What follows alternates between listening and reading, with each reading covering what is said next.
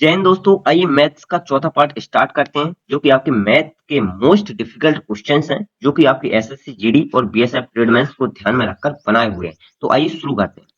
तो पहला क्वेश्चन है कि एक चुनाव में दो उम्मीदवारों ने चुनाव लड़ा। 80% मतदाताओं ने अपने मत डाले, जिनमें से 5% मत इनवैलिड थे यानी अवैध थे। ठीक है, 5%।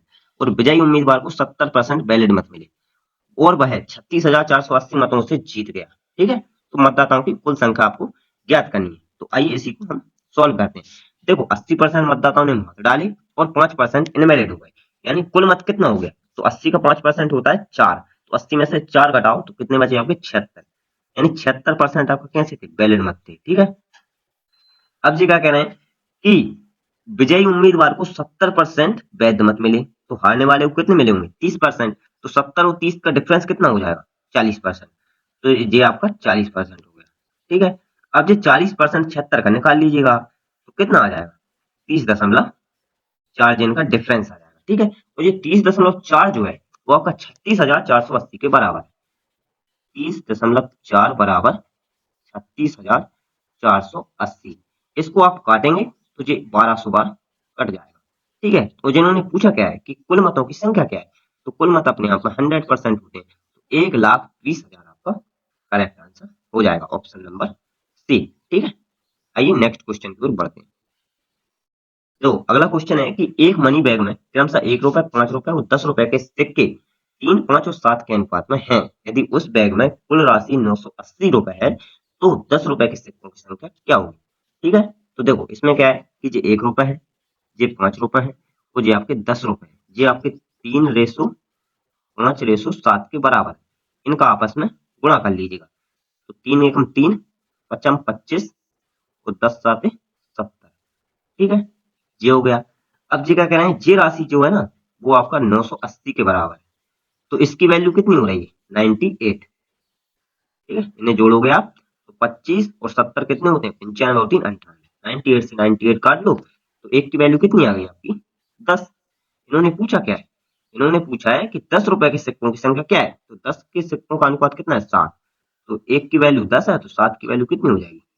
70। ये आपका 70 रुपए करेक्ट आंसर हो जाएगा। 10 रुपए के सिक्कों की संख्या कितनी है? 70 है। ठीक है, आइए नेक्स्ट क्वेश्चन की ओर बढ़ते हैं।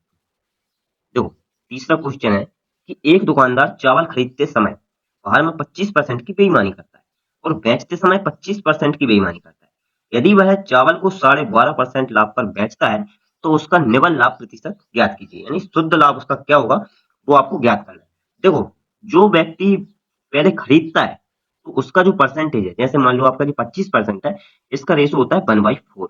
ठीक है, जब ये खरीदता है ना तो ये इसमें जुड़ता है, एक इसमें जोड़ दो। और जब ये बेचते समय बेईमानी करता है ना तो ये एक इसमें से माइनस कर देते हैं। ठीक है, ये बात आपको ध्यान में रखना है।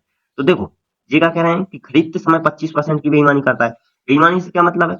जैसे 5 की कोई चीज थी तो इसने उसको 4 में खरीद लिया। ठीक है, अब ये कह रहे हैं कि बेचते समय 25 की बेईमानी करता है, यानी 4 की कोई चीज है और उसमें एक की बेईमानी कर रहा है। तो ये तो ये आ गया। अब ये क्या कर रहा है? बेचते समय बेईमानी कर रहा है, यानी 4 रुपए में बेच रहा है और एक की बेईमानी कर रहा है, यानी 3 रुपए में खरीदी होगी उसने, वो 4 में इसने बेच दी। ठीक है, एक बेईमानी आपकी ये हो गई। इसके बाद देखो, ये क्या कह रहा है कि 12% का लाभ कमाता है, 12.5%। 12.5% का फ्रैक्शन होता है 1/8। ठीक है, यानी 8 की कोई चीज होगी और उसको एक के लाभ पर बेची, यानी 9 में बेची होगी। ठीक है, अब कुछ नहीं करना है, इनमें जो कट रहा है उसको काट लीजिएगा। 5 3 15 और 8, तो 8:15 आपका ये आ जाएगा। ठीक है, अब देखो इतना आ गया। इसके बाद आपको क्या करना है कि जो 8 और 15 है इनके बीच का अंतर कितना है? 7। तो ये टोटल कितनी है? 8 वैल्यू है। तो इसका निकाल लीजिएगा आप 100%, यही आपका लाभ हो जाएगा। ठीक है, 1/8 का फ्रैक्शन वैल्यू अभी अपन ने कितना लिखा था? 12.5%। 12.5 में आप 7 का मल्टीपल और कर दीजिएगा तो 87.5 आपका आंसर आ जाएगा। Option number A correct answer. ठीक है, यहाँ तक कोई दिक्कत परेशानी? तो चलिए नेक्स्ट क्वेश्चन की ओर बढ़ते हैं। अगला क्वेश्चन है कि एक वृत्त के केंद्र से 12 सेंटीमीटर की दूरी पर 32 सेंटीमीटर लंबाई वाली एक जीवा खींची जाती है, तो वृत्त की त्रिज्या ज्ञात कीजिए। देखो, वृत्त की त्रिज्या निकालना है ना, तो आपको क्या करना है? तो एक केंद्र है वृत्त का, ये मान लो आपका वृत्त है। ठीक है, ये आपका वृत्त का केंद्र है। ठीक है, अब जी क्या करेंगे कि 12 सेंटीमीटर की दूरी केंद्र से और 32 सेंटीमीटर लंबाई की एक जीवा खींची जाती है। ठीक है, ये आपकी मान लो जीवा है 32 सेंटीमीटर और इसकी जो लंबाई कितनी है 12 सेंटीमीटर। ये 12 है और ये पूरी 32 है, तो इसकी आधी कितनी हो जाएगी 16 हो जाएगी। ठीक है, तो बस इसका वो निकाल लीजिएगा, लंब का वर्ग कर्ण का वर्ग आधार का वर्ग। जेड को आप रेशो देख सकते हैं, वैसे जे 3 है वो जे 4 है, तो ये 5 हो जाएगा। ठीक है, इसका 5 का 3 गुना कर दीजिएगा, 4 4 3 12, 4 चौक 16, इसका 4 गुना कर दीजिएगा 5 का, तो 20 आपका आंसर आ जाएगा। वृत्त की त्रिज्या कितनी हो जाएगी 20 सेंटीमीटर हो जाएगी। ये आपका ट्रिपलेट था, 3 4 और 5। ठीक है, ये आपका ट्रिपलेट होता है, इसमें आपका 4 का गुणा करोगे तो ये 12 हो जाएगा, ये 16 हो जाएगा और ये 20 हो जाएगा। ठीक है, ये आपका ऐसे हो जाता है। आइए नेक्स्ट क्वेश्चन के ऊपर। अगला क्वेश्चन है कि एक व्यक्ति एक वस्तु खरीदता है और उसे 10% की हानि पर बेचता है। यदि वह उस वस्तु को 30% कम मूल्य में खरीदता और उसे 20 रुपए अधिक मूल्य में बेचता, तो वह 40% का लाभ अर्जित करता। तो वस्तु का क्रय मूल्य निकालना है। ठीक है, तो वस्तु का आपको क्या निकालना है, सीपी निकालना है, कॉस्ट प्राइस क्या थी। देखो, यदि कोई व्यक्ति है 10% की हानि पर बेच रहा है, यानी उसने 100 में कोई चीज खरीदी होगी और उसने 90 में बेची होगी, तभी तो 10 का हानि होगा। ठीक है, यदि वह वस्तु को 30% कम मूल्य में खरीदता, अब देखो 30% कम मूल्य में खरीदता, पहले कितने में खरीद रहा था 100 में, अब कितने में खरीदेगा 30% कम यानी 70 में। ठीक है, अब जी क्या कह रहा है कि उसे 20% अधिक मूल्य में बेचता तो उसे 40% का लाभ होता। देखो 70 में कोई चीज खरीदी और उस पर 40 का लाभ होगा।